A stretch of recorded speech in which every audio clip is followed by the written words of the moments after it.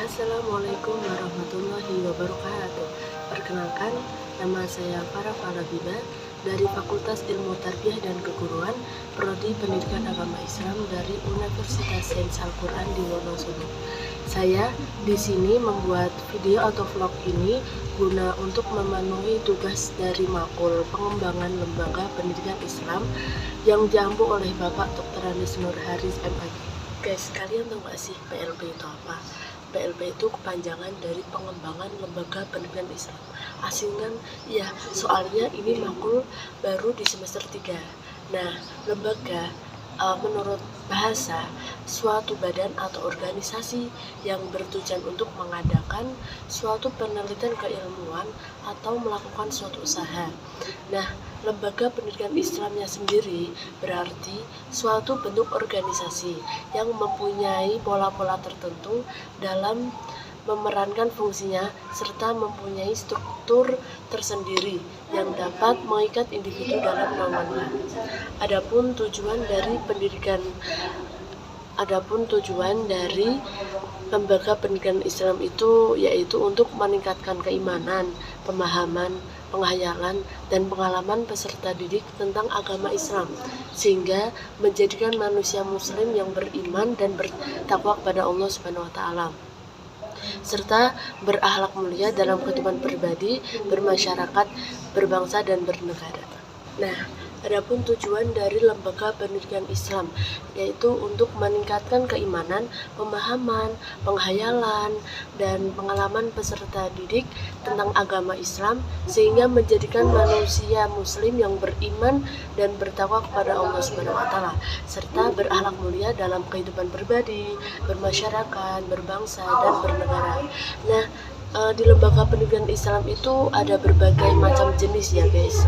Nah, yang pertama seperti Al-Kutab. Al-Kutab itu seperti tempat di mana digunakan untuk mengajarkan Al-Quran bagi anak-anak dan juga untuk mengajarkan menulis dan membaca. Selain itu ada masjid. Masjid juga dulu berfungsi untuk seperti mengajar ya, kayak sekarang dinamakan madrasah. Beda, madrasah sekarang sama masjid sekarang udah beda. Kalau madrasah untuk sekolah, kalau masjid untuk beribadah. Tetapi pada zaman dahulu masjid digunakan untuk beribadah, belajar, untuk mencari ilmu, itu serbaguna dulu ya. Terus ada lagi perpustakaan, di mana tempat tersebut untuk berdiskusi tentang materi-materi yang belum kita kenal, yang kita harus bahas lagi materi-materinya tersebut. Biasanya digunakan para ulama yang berdiskusi di tempat itu. Selanjutnya ada majelis, terus ada Duarul Hikmah, ada pesantren, dan selanjutnya saya akan menjelaskan tentang faktor yang menyebabkan terjadinya pengembangan lembaga pendidikan Islam. Di antaranya yang pertama, tenaga pendidikan yang profesional. Maksudnya dalam hal ini seorang manajer harus selalu memberikan bantuan, dukungan, dan dorongan agar para staf dari bawahnya bisa bekerja sama secara profesional. Yang kedua, ada lingkungan yang agamis. Ya, kita mengembangkan pendidikan Islam dengan lingkungan yang nyaman, terus yang bernuansa akhlakul karimah, karena dengan lingkungan yang agamis merupakan salah satu penyebab berkembangnya lembaga pendidikan Islam. Nah, contohnya dengan meneladani sikap suri tauladan Rasulullah SAW dan para ulama. Dan yang ketiga, sarana dan prasarana lengkap.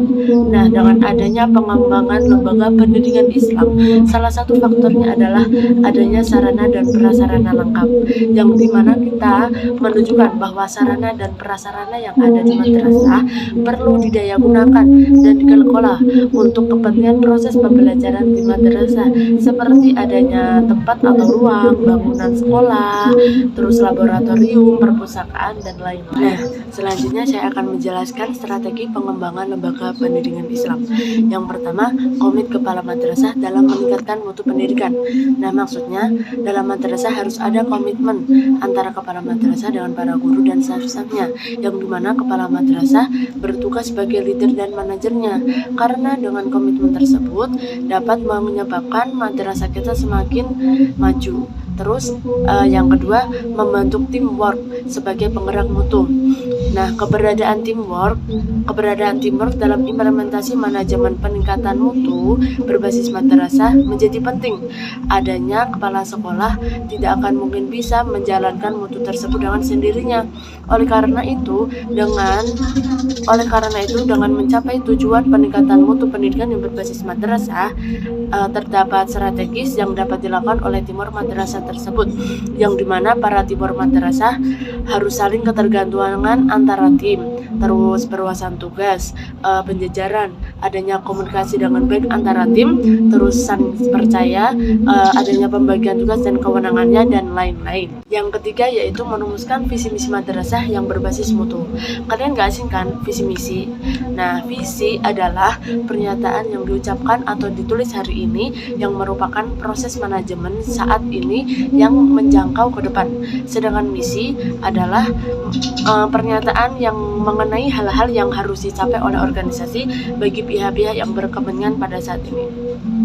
Nah, kalian harus tahu mengapa sih kok harus ada visi misi, karena dengan adanya visi misi kita tahu awal tujuan dibentuknya madrasah tersebut. Demikian penjelasan dari saya tentang pengembangan lembaga pendidikan Islam. Apabila ada kekurangan kata mohon maafkan karena saya juga masih belajar. Sebelumnya silakan like dan komen di bawah ini. Sekian dan terima kasih. Wassalamualaikum warahmatullahi wabarakatuh. Dadah.